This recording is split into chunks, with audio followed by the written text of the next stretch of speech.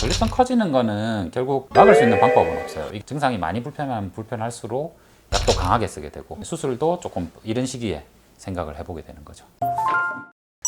최하. 예, 반갑습니다. 최 원장입니다. 안녕하세요. 아나운서 박가령입니다. 반갑습니다. 안녕하세요. 장산닥터남 비뇨의학과 원장 나형정입니다. 오늘 첫 번째 주제는 어떤 걸로 갈까요? 전립선 비대증으로 하도록 할게요.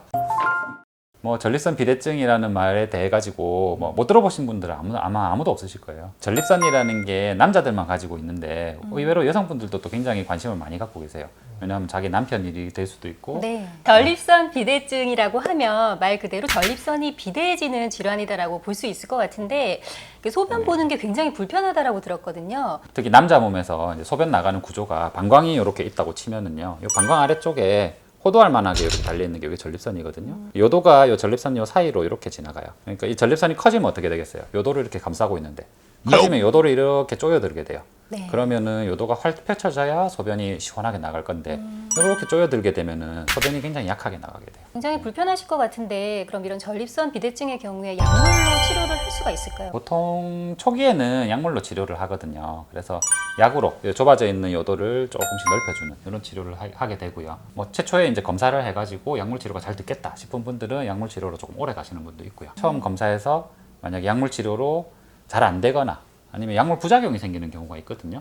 전립선 비대증 약들이 혈압을 약간 내리는 부작용이 있어요. 드시는 분들 중에서 앉았다가 갑자기 탁 일어날 때 갑자기 머리 쪽에서 피가 싹 빠지면서 어지럼증이 생기는 경우가 있거든요. 지금 고혈압 환자분들이 이 영상을 많이 보신다면 이제 연세가 드시고 이제 뭐 꼭 나이가 많아서 생기는 건 아니죠. 40, 50대도 있는데 이게 고혈압 약을 드시는 분들은 전립선 약을 드시게 되면 꼭 주치의랑 상의를 하셔야 돼요. 왜냐하면 기존의 혈압약으로 적정하게 혈압이 조절되다가 저희가 저 위에 층에 계시거든요. 올라갔다 오시면 전립선 때문에 갑자기 혈압이 뚝 떨어져요. 그래서 어지럽다고 이거 혈압약 바꿔야 되는 거 아니냐 말씀하시는데 맞습니다. 알파블로커라는 혈압을 조절하는 약제가 전립선 약제예요. 그래서 이게 혈압약에 또 혈압약이 추가되는 거죠. 그럴 경우에는 내과에서 쓰시던 혈압약을 일부 좀 낮추셔야 돼요. 약의 부작용이 심하게 나타나는 분이나 약 효과가 크게 나타나지 않는 분들, 그런 분들은 이제 수술을 이제 우선적으로 고려하게 되는 거죠. 이게 그럼 크게는 약물 치료와 수술이 있네요. 그 기준이 전립선의 크기나 아니면 뭐 PSA 수치나 뭐 이런 것들이 있을까요? 보통 종합적으로 고려를 해서 하게 되는데 그 중에 제일 큰 거는 증상이거든요. 증상이 많이 불편하면 불편할수록 약도 강하게 쓰게 되고 수술도 조금 이른 시기에 생각을 해보게 되는 거죠. 그런데 이제 약을 쓰시는 분들 중에 이 약을 계속 치료를 하는 목적이 아니라 지연시키는 효과가 있다고 알고 계신 분들도 많으시던데요. 막 10년씩 이렇게 장기 복용하시는 분들도 계시더라고요. 네, 그런 분들은 이제 부작용 없이 그렇게 지연시킬 수 있기 때문에 수술을 하지 않고 약물만 계속 복용하시는 건가요? 그렇죠. 아무래도 전립선 크기를 줄이는 약 자체가 성장을 조금 억제를 시키는 그런 효과로 뭐 그런 용도로 또 장기간 쓰기도 해요. 그 약 자체가 좀 그런 효과가 있다고 보시면 되겠고 전립선 커지는 거는 결국 막을 수 있는 방법은 없어요. 이게 나이가 들어서 노화 때문에 생기는 현상이기 때문에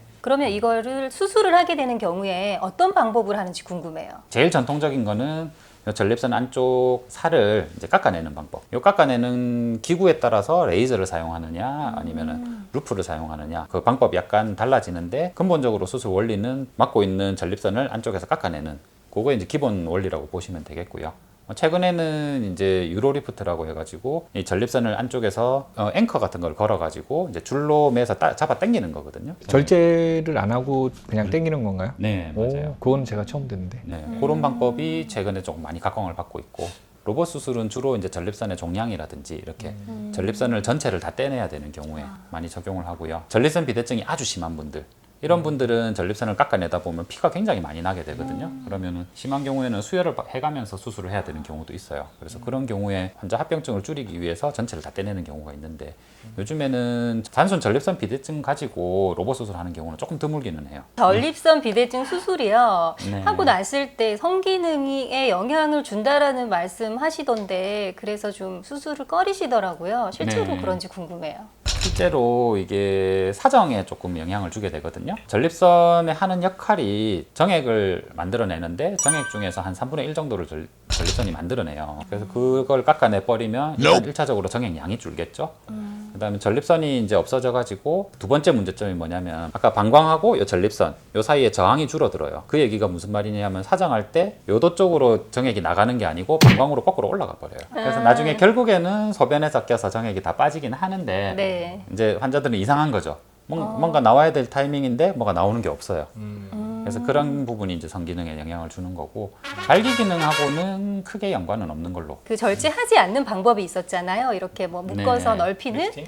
그런 네. 방법을 쓰면은 괜찮지 않을까요? 약간 낫기는 해요. 맞아요. 그리고 이제 정액을 만들어내는 기능 자체는 살아있기 때문에 그런 분들은 조금 그게 덜하기는 해요.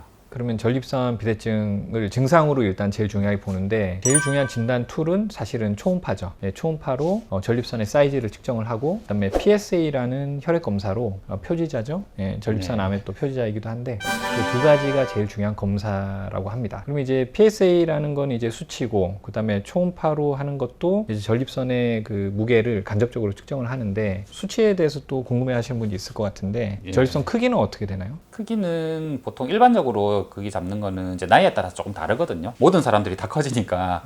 그래서 내 친구는 괜찮던데, 내 친구는 그 소변 잘 보던데, 그분들 다 소가리만 하고 계시고 그러시구나. 정도의 차이는 있지만 조금씩 네. 불편한 분들이 다 있으신 분들이에요. 그래서 뭔가 좀 의심이 되면 저희가 혈액검사 비용외과 전문의를 찾으셔서 PSA 수치라는 수치 그 다음에 이제 초음파를 통해서 전립선의 사이즈를 측정을 해보시고 이게 PSA와 전립선 초음파의 장점은 양성질환 지금 얘기를 하는데 악성질환도 생각을 해야 되죠. 왜냐하면 고령 환자들이 전립선의 수치가 올라가고 전립선에 증상이 생기면 뭘 생각해야 되겠어요? 전립선암을 생각해야죠. 거기에서 PSA라는 수치는 전립선 비대증에도 효용이 있지만 전립선 암 때도 이 수치를 봅니다. 실제로도 전립선 수술하신 분들은 이 PSA 수치가 떨어져요. 전립선이 크면 클수록 이 수치가 더 올라가게 되거든요.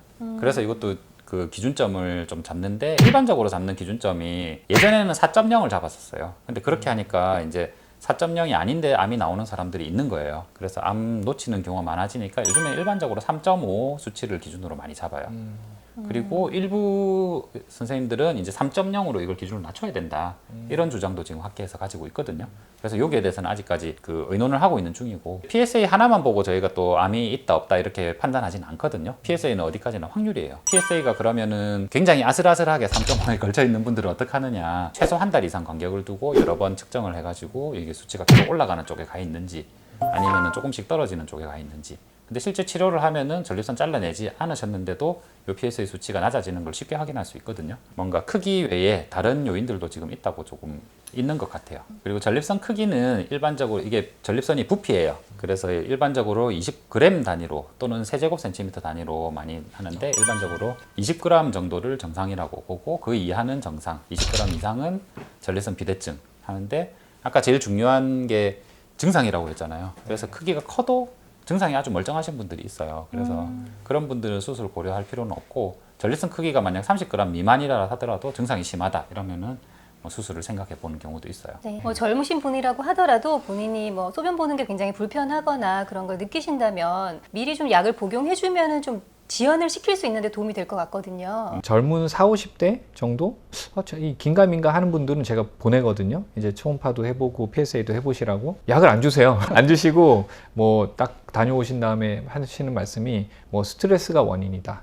이렇게 말씀들을 많이 하시는데 그렇게 판단하는 근거는 그런 검사들을 통해서 하시는 건가요? 네. 그리고 그런 분들은 어떤 이유에서 그러면 전립선 비대증의 증상들이 생길까요? 그러니까 방광 기능이 안 좋으셔가지고 방광이 이제 한 번에 소변을 다 못 밀어낸다든지 그러면 방광 안에 소변이 남겠죠. 잔뇨가 문제가 되는 경우가 있고 방광이 이제 소변을 또 담아 놓을 때는 또 얌전하게 담아 놓고 있어야 되는데 조금만 차면 방광이 이제 소변 마려운 신호를 자꾸 올려 보내요. 한 200씩 담아 놔야 되는데 50만 차면은 소변 마려운 느낌이 자꾸 오는 거예요. 그래서 그런 경우도 있을 수 있겠고 그래서 신경인상 방광으로 그걸 통칭을 하는데 소변이 이유 없이 자주 마렵다 이렇게 하면은 그러면 이제 그 경우에 소변 줄기가 약해지겠죠. 소변 보는데 힘도 많이 들겠죠. 그러니까 꼭 전립선 비대증 같은 증상이 나타날 수 있는 거예요. 전립선 비대증을 예방할 수 있는 방법은 없을까요? 아무래도 나이 때문에 생기는 거다 보니까 완벽한 예방법은 있을 수가 없는데 그래도 조금 생활에서 해볼 수 있는 거는 특히 이제 고기 중에서도 기름기 많은 부위보다는 기름기가 좀 덜한 부위 이런 걸 드시고 아무래도 한국 사람들은 그 미국 사람이나 이렇게 서구식 식사를 하시는 분보다는 전립선 크기가 아주 큰 경우가 좀 드물긴 해요. 유전 성향도 따라가고 크는 속도가 사람마다 다 다르거든요. 그렇기 때문에 뭐 똑같이 식습관 했는데 저 사람은 뭐 작은데 나는 왜 이렇게 빨리 크냐. 유전적인 소인이 많이 있는 거거든요. 야채 종류 중에서는 뭐 붉은색 야채가 조금 좋다고 해요. 이제 투약에 대해서 질문들 많이 하시는데 전립선도 같을 것 같아요. 이게 퇴행성 질환이라고 하거든요. 뭐 어감이 좀 안 좋긴 한데 이게 나이가 들면 생기는 질환이죠. 예를 들어 고혈압 같은 경우 혈관이 이제 단단해져서 생기니까 혈관이 부드러워지지 않으면 약을 계속 드셔야 되거든요. 근데 전립선도 저절로 좋아지지는 않을 것 같은데, 그죠? 그렇죠. 그러면은 약을 계속 드셔야 되겠죠. 그런 분들이 아무래도 많아요. 그래서 안 그래도 환자들이 약을 처음 시작하면은 제일 먼저 물어보는 질문이 그럼 언제까지 먹어야 됩니까? 평생 먹어야 됩니까?